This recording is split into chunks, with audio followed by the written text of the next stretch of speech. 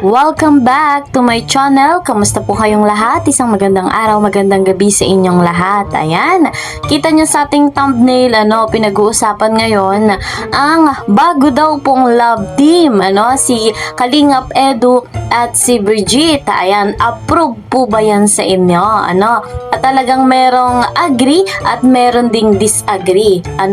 Syempre, kanya-kanya tayong opinion pagdating sa ganyang love team.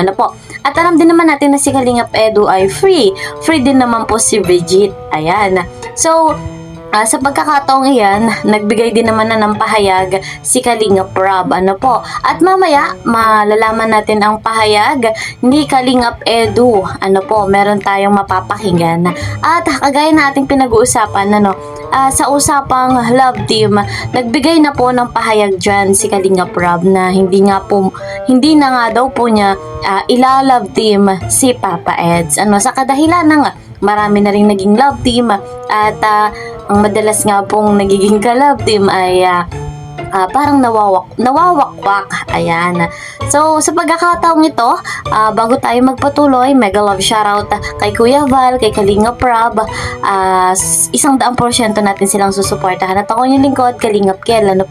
Please po, subscribe my channel, like and share my videos, and don't forget, para po lagi kayong updated, click the notification bell. So, eto na, wag na nga nating patagalin pa, saksihan natin. Kamusta na nga ba si Kalingap Edu?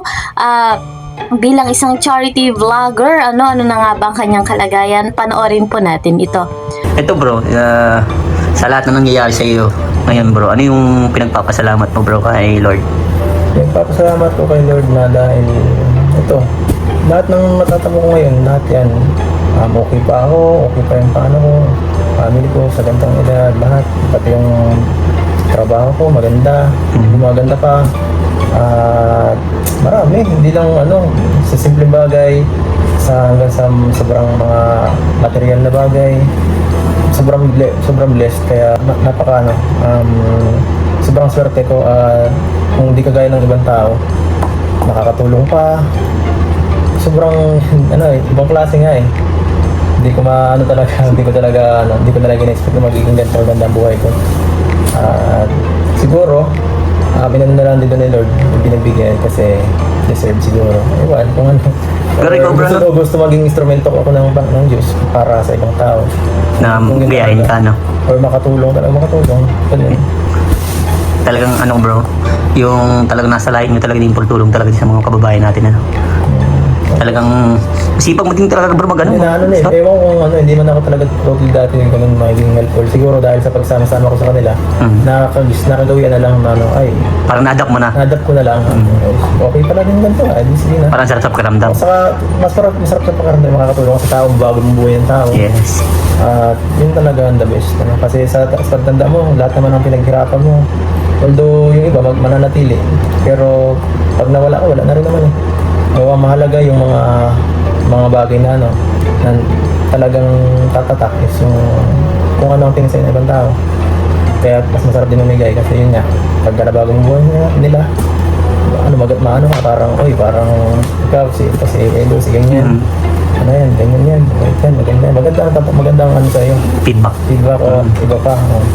May mabago kang buhay ng pamilya. So, ito sobrang ganda kasi nabigyan mo sila ng parang bagong pag-asa. Wow. Ganda baga. Sarap na talaga makatulong sa mga kababayan natin.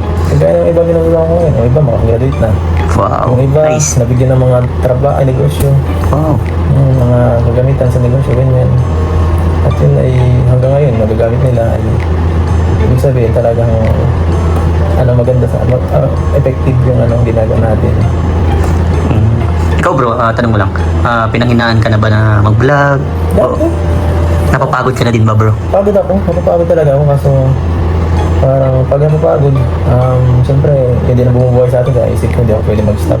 Kahit paano yung bumubuhay sa pamilya ko. Tapos pag nakikita ko rin siyempre yung iba kong tinutulungan na yan, parang kailangan talagang tulong. Kahit mabilis yung vlog lang, kahit hindi ko na talaga pinapaganda, basta may tulong lang din minsan. Saka kung mapapansin mo, scramble naman ang aking vlog hindi lang basta matanda, bata, estudyante. Lahat mga tinutulungan bro. Walang specific na pagtulong akin. WD man yan, Ganyan. Basta abot mo kung saan mo makakaya, no? Kung sino talaga ang pinakarating kung ano, Deserve. Yung kaya kong tulungan lang, yung sabi talaga. Hindi naman lahat kasi. Hindi mo kaya tulungan lahat. Pili lang din, swertihan lang din. So, yun nga. Hindi mo sa nagyayabang, pero yun nga, ganun talaga. Baka isipin kasi yung iba parang ano. Nagyayabang. Yung iba naman kasi, ganun talagang isip, bro. Kaya hayaan lang natin yung mga ganung tao. Kaya tingnan mo, binibless ka ni Lord dahil sa kabaitan, no? Dahil namamahagi ka ng mga biyaya. Kaya tuloy mo lang, bro, kung anong gusto mo sa buhay mo, yung pagtulong sa mga kababayan. Sana nga yung mas lumago pa para Mas marami pa. maging maganda pa. Kasi yung akin, yung babae, parang hindi ko porte yan, hindi kaya parang ng budget ko kahit pasabihin natin may mga sponsor sa akin. Hindi ganun kalaki yung nabibigay pa rin para magawa ko ng ganun. Sa ibang bagay ako bumabawi. Kasi hindi naman kaya lahat, hindi naman lahat para sa ganyan. Doon ako medyo kalanganin sa mga ganun. So yun, credit nga po kay Kuya Vincent Calyada. Ayan, napakinggan natin yung pahayag ni Kalingap Edu bilang isang charity vlogger. Talagang masayang masaya siya dahil maraming blessing, patuloy na pinagkakalooban ng napakaraming blessings si Papa Eds, kahit na minsan talagang dumadating sa pagkakataon na nahihirapan si Papa Eds. Syempre sa pagod, sa hirap pag minsan, ayan. At alam naman natin na talagang yung dedikasyon sa paggawa sa pag-charity ni Kalingap Edu ay talagang nasa puso. Talagang may pusong paglingap, At kagaya ni na Kalingap Rob, ni na Kuya Val, talagang willing na willing tumulong si Kalingap Edu, ayon pa sa kanya, kahit napakahirap minsan, tuloy-tuloy lang yung ginagawa niya nang sa ganun ay marami pang matulungan. Ayan, talagang nakaka-proud ang isang Kalingap Edu, patuloy na tumutulong sa mga nangangailangan. At patungkol nga po sa pagkakaroon ng love team na binigyang pahayag ni Kuya Val sa kanyang live, yung love team na Edu at si Bridget ay hindi po approve yan kay Kalingap Rob. Bagamat si Kuya Val lagi nagjo-joke, na-enjoy naman natin yung pagjo-joke ni Kuya Val, naiintindihan natin kung ano yung ginagawa ni Kuya Val. So lahat tayo kilalang kilala natin si Kuya Val. At unawa nga po natin kung bakit si Kalingap Edu ay hindi na pinapayagan ni Kalingap Rob na magkaroon ng love team.